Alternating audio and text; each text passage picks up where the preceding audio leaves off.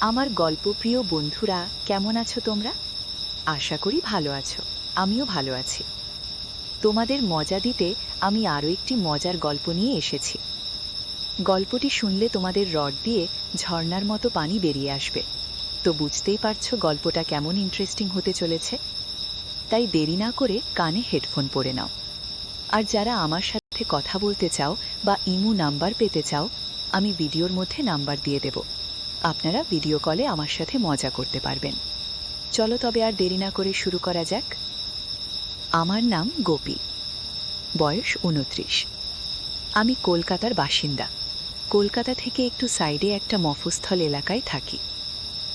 বাড়িতে আমার বাবা মার একটি বোন আছে। বোনের বয়স 19-এর মতো। সিটি কলেজে ফার্স্ট ইয়ারে পড়ে। দেখতে হেভি সুন্দরী, খুব ফর্সা, শরীর স্বাস্থ্য মোটামুটি। আমি আমার বোনকে ছোটবেলা থেকে আস্তে আস্তে বড় হতে দেখেছি। 13 বয়সের পর থেকে ওর ক্রোমস বৃদ্ধি পাচ্ছিল। আমার দেখে খুব লোভ হতো। মনে হতো যদি পেতাম একবার। আস্তে আস্তে যত বড় হচ্ছিল আমার লোভ তত বৃদ্ধি পাচ্ছিল। আমি ইয়ার্কি মেরে ওর সঙ্গে মজা করতে করতে ওর গায়ে হাত দিতাম। এটা প্রায় আজ থেকে মাস 6 আগে, কিন্তু সে কাহিনী তোমাদের পরে শোনাব। কিন্তু আজ যেটা বলবো সেটা হলো এইমাত্র কাল আর পরশু যা ঘটেছে। এটা আমার জীবনের একটা অনন্য অভিজ্ঞতা। রবিবার আমাদের গ্রামের বাড়িতে একটা বিয়ে বাড়ির নিমন্ত্রণ ছিল। আমাদের সকলের সেখানে নিমন্ত্রণ ছিল, কিন্তু বোনের প্রথম বর্ষের এক্সামের তৈয়ারি নেওয়ার জন্য ও বলল যেতে পারবে না। আমিও বললাম আমার অফিসের কাজ আছে, তাই যেতে পারবো না। মা আর বাবাকে বললাম তোমরা দুজনে যাও, আমি আর সুমনা বাড়িতে আছি। ওরা রাজি হয়ে গেল। শনিবার বিকেলবেলায় বাবা আর মা চলে গেল। আমি আর সুমনা বাড়িতে রইলাম। বোনের সঙ্গে মস্তি করে করে সন্ধেবেলায় আমি বেরোলাম আড্ডা মারতে। আমার দুই বন্ধু রাহুল আর পঙ্কজ ছিল সেদিন। রাহুল একটা কোম্পানিতে ইঞ্জিনিয়ার, পঙ্কজ ছোটোখাটো ইলেকট্রিকের দোকানে কাজকর্ম করে। লেখাপড়াও বেশি দূর করেনি, কিন্তু আমাদের সঙ্গে পড়তো বলে বন্ধুত্ব আছে। আমরা একটা জায়গায় আড্ডা মারতে মারতে বিয়ার খাচ্ছিলাম। বসে বসে গল্প করতে করতে আমি বললাম, আচ্ছা আমার বোন সুমনাকে তোদের কেমন লাগে? ওরা তো অবাক হয়ে গেল। আমি একটা দাদা হয়ে নিজের বোনের সম্পর্কে এরকম বলছি শুনে। ওরা প্রথমে বলল ভালো। আমি তারপর ওদের ভেতরের ভয় কাটানোর জন্য বললাম, ওকে কাছে পেলে তোরা কি করবি? তখন তো সবাই হতবম্ব। তারপর কিছুক্ষণ পরে পঙ্কজ বলল, আরে ভাই, তুই রাগ করবি বলে বলতে পারিনি, কিন্তু আমার তো হেভি লাগে। ও যখন কলেজ যায় আমি দোকান থেকে ওকে দেখি, যা লাগে না ওকে দেখতে। কতবার তোদের বাড়িতে ইলেকট্রিকের কাজ করতে গিয়ে দেখেছি। একটা সুযোগ করে দে না ভাই, তোর যা লাগে দেব। রাহুল বলল, ভালোই হয় যদি কাছে পাই। আমি বললাম, বাড়িতে এ সময় কেউ নেই, সবাই মিলে একটা সুযোগ আছে, কিভাবে কি করা যায় বলো তো? পঙ্কজ বলল, চল এখনই তোদের বাড়ি যাই। আমি বললাম, আশেপাশের ফ্ল্যাটের লোকেরা সন্দেহ করবে, তাছাড়া মা যদি জানতে পারে তাহলে খুব বকবে। এখানে হবে না, অন্য কোথাও। তখন রাহুল একটা মস্ত প্ল্যান দিল। বলল, চল সবাই মিলে দীঘা ঘুরে আসি, তোর বোনকেও নিয়ে যাই। ওখানে গিয়ে হোটেল ভাড়া নেব, তারপর সেখানে সবাই মিলে। আমি বললাম, কিন্তু ও কি আমাদের সঙ্গে যেতে রাজি হবে? পঙ্কজ বলল, রাজি কাতে হবে, তুই শুধু যেভাবে হোক তোর বোনকে রাজি করা। আমার দীঘায় অনেক পরিচিতি আছে, আমার চেনা হোটেলও আছে, আমি ফোনে রুম বুক করে নেব। আমি বললাম, ঠিক আছে, দেখছি। রাহুল বলল, না দেখছি নয়, আমি সব খরচা করব, তুই শুধু করা। আমি বললাম, ঠিক আছে। তাই আমাদের ঠিক হলো আমরা 3 জন দীঘা যাব, আমার বোন সুমনাকে নিয়ে। দীঘা হলো ওয়েস্ট বেঙ্গলের সবচেয়ে বড় সি বিচ, খুব সুন্দর জায়গা। আমি ওখানে 3-4 বার গেছি। কলকাতা থেকে 4-5 ঘন্টার পথ বাসে করে যেতে হয়, এছাড়া ট্রেনেও যাওয়া যায়। এবার কাহিনীতে আসি। আমি বাড়িতে এসে বোনকে বললাম, সুমনা, বাবা মা তো নেই, চল না কোথাও থেকে ঘুরে আসি। আমার 2 বন্ধু আর 2 বান্ধবী যাবে, সবাই মিলে মজা করতে করতে যাব। ও বলল, দাদা আমার যে পরীক্ষা সামনে, পড়াশোনা করতে হবে। আমি বললাম, চল না একটা দিন তো, আমরা সবাই মিলে খুব মস্তি করব। আর তাছাড়া তুই তো জানিস আমার বন্ধুদেরকে, সীমা আর আঞ্জু যাবে, সঙ্গে তোরা 3 জন মেয়েরা মস্তি করবি। এইভাবে অনেকক্ষণ ধরে বলে ওকে রাজি করলাম। বললাম, ব্যাগ প্যাক করে নে, বিচে স্নান করতে হবে, সেই অনুযায়ী হালকা কাপড় জামা নিবি, সকালে বেরোবো। রাতে শুয়ে শুয়ে রাহুল আর পঙ্কজকে ফোন করে দিলাম, সকালে দুজনে বেরিয়ে পড়লাম। রাহুল আর পঙ্কজ পরে স্টপেজে উঠবে। আমরা বাসে উঠে পড়লাম। পরে স্টপেজ যথারীতি রাহুল আর পঙ্কজ উঠল। বোনের পাশে আমি বসেছিলাম। 2-3টে স্টপেজ পর যখন কোনো মেয়ে উঠল না, তখন বোন আমাকে বলল, কিরে দাদা, তুই যে বললি সীমা আর আঞ্জু আসবে, কই উঠল না তো? আমি বললাম ওদের বাড়িতে কি প্রবলেম হয়েছে তাই আসতে পারেনি। বোন তো চিন্তায় পড়ে গেল, বললা তাহলে কি হবে? আমি বললাম চিন্তার কি আছে, এই তো আমরা 3জন আছি, 4জনই মস্তি করব। বোনকে খুব চিন্তিত দেখালো। রাহুল আর পঙ্কজ ওর সঙ্গে গল্প করতে লাগলো। বাস দীঘা পৌঁছালো 12টা নাগাদ। আমরা সবাই বাস থেকে নেমে হোটেলের দিকে রওনা দিলাম। পঙ্কজ আগে থেকে হোটেলের রুম ঠিক করে রেখেছিল। গিয়ে দেখলাম খুব কনজেস্টেড জায়গা। হোটেলটা ছোট ছোট খুপুরি খুপুরি রুম, খুব একটা পরিষ্কার নয়। আমি বললাম, এরকম জায়গায় কেন ঠিক করলি? কোনো ভালো জায়গায় ফ্যামিলি হোটেল পেলি না? পঙ্কজ কোনো উত্তর দিল না, বলল, যা ঠিক করেছি তাতেই চল, বেশি কথা বলিস না। পরে জেনেছিলাম এটা আসলে একটা কম দামি হোটেল। বাইরে থেকে যারা ওসব কজের জন্য এখানে আসে তারা এখানে থাকে। এদের নিজস্ব সার্ভিসও আছে, কেউ কেউ সাথে নিয়েও আসে। যাই হোক, আমরা 2টো রুম বুক করলাম, একটা বোনের জন্য আর একটা আমাদের 3জনের জন্য। আমরা রুমে ঢুকে প্ল্যান করলাম বিচ যাওয়ার আগে একটু ড্রিঙ্ক করব। তাই বোনের রুমে নিয়ে গিয়ে বললাম, তুই ফ্রেশ হয়ে নে, একটু পরে বিচে যাব, আমরা খাবার নিয়ে আসছি। এই বলে আমরা বাইরে গেলাম, একটা বারে বসে বসে হুইস্কি আর খাবার খেলাম। আধ ঘন্টা পরে ওখান থেকে বেরিয়ে বোনের জন্য খাবার কিনতে গেলাম। এসে দেখি পঙ্কজ আর একটা ড্রিঙ্কস কিনেছে। আমি বললাম, কি হবে এটা? বলল, কাজে লাগবে। আর একটা স্প্রাইটের 600 ml কিনে রুমে এলাম। রুমে এসে পঙ্কজ স্প্রাইটের বোতলটা একটু খালি করে ওতে ড্রিঙ্কসটা ঢেলে দিল। তারপর বলল, চল এবার সুমনার রুমে। বলে সে খাবারটা আর স্প্রাইটটা নিয়ে সুমনার রুমে ঢুকলো। আমিও গেলাম। গিয়ে বললাম, তুই ফ্রেশ হয়েছিস? বোন বলল, হ্যাঁ দাদা। আমি বললাম, খেয়ে নে, তারপর বিচে যাব। পঙ্কজ ওকে স্প্রাইটটা দিল, বলল, সুমনা তুমি এটাও খেয়ে নাও। আমরা বসে বসে গল্প করতে লাগলাম। খেয়ে দিয়ে স্প্রাইটটা খেতে লাগলো। বলল, দাদা স্প্রাইটটা এত করা কেন বলতো? পঙ্কজ বলল, হয়তো ডিপে ছিল তাই, কিংবা হবে হয়তো আগেকার জিনিস, তুমি খেয়ে নাও, কিছু হবে না। বলাতে ও খেতে লাগলো। আমরা ওকে বললাম, তুই খেয়ে রেডি হ, আমরাও রেডি হচ্ছি, বিচে যাব। তারপর আমরা 10 মিনিট পর রেডি হয়ে সুমনাকে ডাকলাম। ও বেরিয়ে এলো, একটা রেড কালারের জিন্স আর একটা গ্রিন কালার টপ পরে। পঙ্কজ ওকে বলল, সুমনা এই ড্রেস পরে বিচে যেও না, চলো আমি তোমাকে ড্রেস সিলেক্ট করে দিচ্ছি। বলে পঙ্কজ রুমের ভেতরে নিয়ে গেল সুমনাকে। কিছুক্ষণ পর পঙ্কজ বেরিয়ে এলো। আমি বললাম, কিরে কি ড্রেস দিলি ওকে? পঙ্কজ বলল, দেখতেই পাবি, তোর বোনকে কি বানাবো দেখতেই পাবি। কিছুক্ষণ পরে সুমনা বেরিয়ে এলো, একটা শর্ট প্যান্ট আর একটা লাইট ইয়েলো জামা। ও খুব লজ্জা পাচ্ছিল এটা পরে। বলল, পঙ্কজদা এটা তো নাইট ড্রেস, এটা পরে বিচে যাব।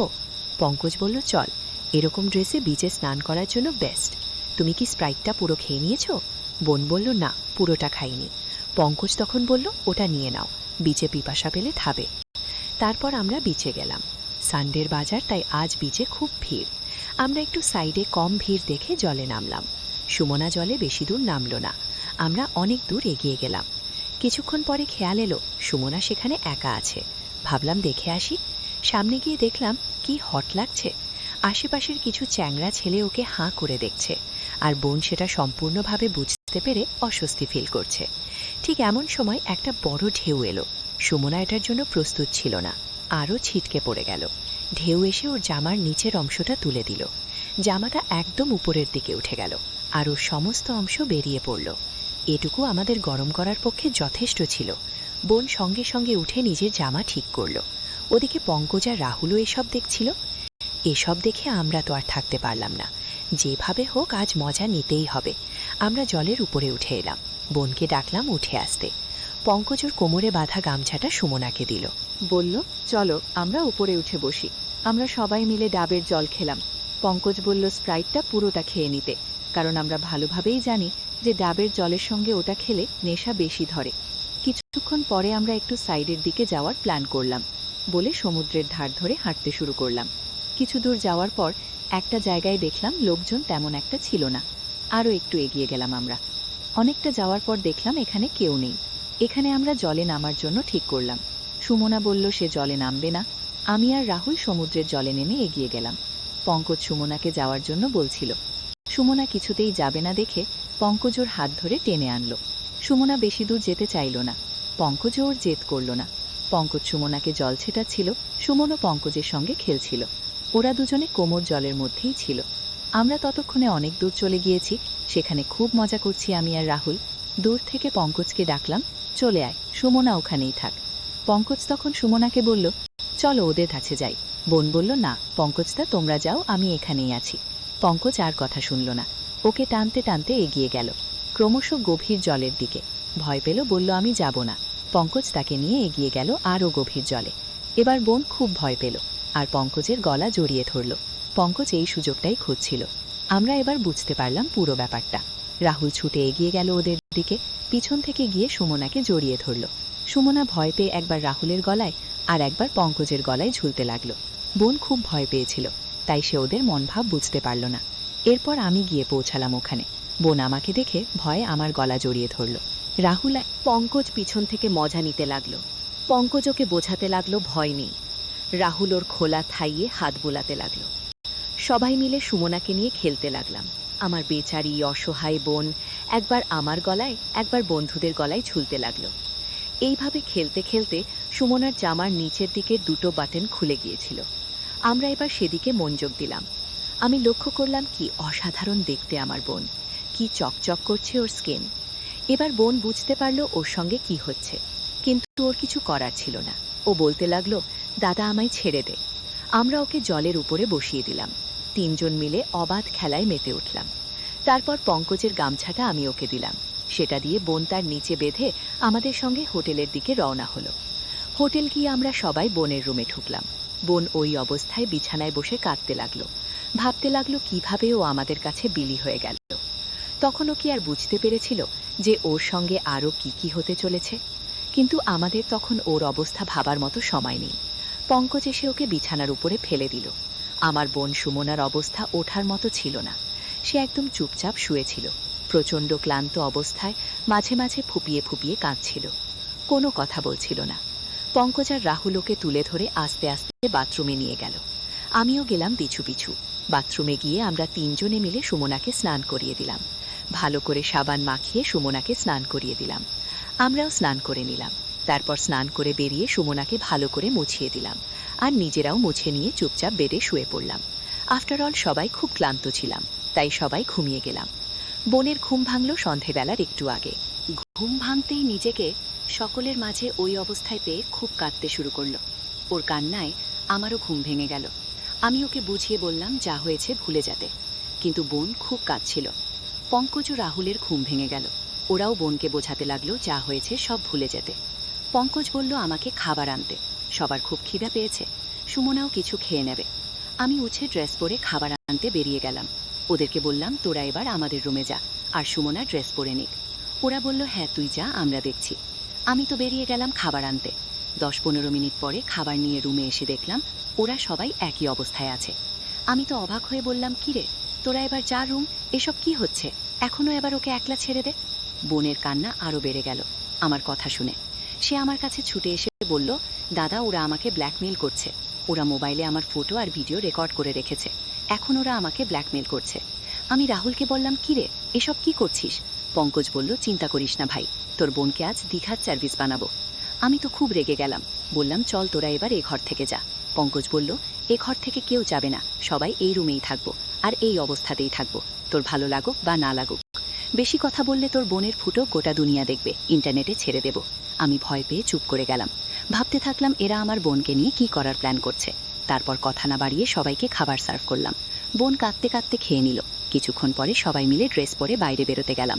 ওরা বোনকে সঙ্গে নিয়ে গেল। চারদিক ঘুরতে ঘুরতে ওরা দুজন বারবার আমার বোনের অসভ্যতামি করছিল। কিছুক্ষণ ঘোরার পর একটা শপ থেকে ড্রিঙ্কস কিনে নিল বেশি করে। আমি বললাম, এত কে খাবে রে পঙ্কজ? বলল, খাওয়ার লোক আছে। কিছুক্ষণ পরে হোটেলে ফিরে রুমে ঢুকলাম আমরা। পঙ্কজ বাইরে বেরিয়ে গেল। আমি কিছু বুঝতে পারলাম না। বাইরে দেখতে বেরিয়ে দেখলাম পঙ্কজ হোটেল ম্যানেজারের সঙ্গে গল্প করছে। ম্যানেজার হাসতে হাসতে ওর সঙ্গে কী সব গল্প করছে। কিছুক্ষণ পরে পঙ্কজ রুমে এসে গেল। আমরা সবাই ড্রিঙ্কস খেতে বসলাম আর সুমনা এক কোণে বিছানায় বসেছিল। পঙ্কজ বলল, এসো রানী, আমাদের পানি ঢেলে দাও। সুমনা না বলল। পঙ্কজ উঠে গিয়ে জোর করে বোনকে নিয়ে এলো আর বলল, আমরা যা বলছি সেটাই কর, তবে তোর ভালো হবে, না হলে কি যে হবে সেটা জানিস তো। সুমনা ফুপিয়ে ফুপিয়ে কাঁদতে লাগলো। চুপচাপ চলে এসে আমাদের ড্রিঙ্কস খেলে দিতে লাগলো। পঙ্কজ বলল, এবার নাচতে শুরু করো রানী, বলে রাহুল উঠে গান চালিয়ে দিল। আমার বোনকে ওরা সামনে রেখে বলল, এবার নাচো রানী। বোন অসহায় অবস্থায় ড্যান্স শুরু করল। কিছুক্ষণ পরে কলিং বেল বেজে উঠল। পঙ্কজ বলল, আমাদের নতুন অতিথি এসেছে, বলে দরজাটা খুলে দিল। আমি অবাক হয়ে দেখলাম হোটেলের ম্যানেজার আর ক্যাশিয়ার এসেছে। আমি বুঝতে পারলাম পঙ্কজ কি করল এতক্ষণ ধরে, কিন্তু আমার কিছুই করার ছিল না। ম্যানেজার এসে আমাদের সঙ্গে বসল। বোন তো লজ্জা পেয়ে বেডে বসে পড়ল। পঙ্কজ বলল, ড্যান্স করো, লজ্জা কিসের, আজকে আমাদের নিউ পার্টনারেরা, বলে সুমনাকে ধরে টেনে নিয়ে এলো আর নাচাতে লাগলো। আমার অসহায় বোন সুমনা কয়েকজন লোকের সামনে ড্যান্স করতে লাগলো। ম্যানেজার বলল, কি সুন্দর মেয়ে এনেছ, কোথা থেকে পেলে? এত দীঘার টপ হয়ে যাবে আজকে, একে আমরা টেস্ট করি, তারপর দেখছি। সুমনা ড্যান্স করতে করতে ড্রিঙ্কস ঠেলে দিতে লাগলো। ক্রমশ আসর চুপ করে বসেছিল।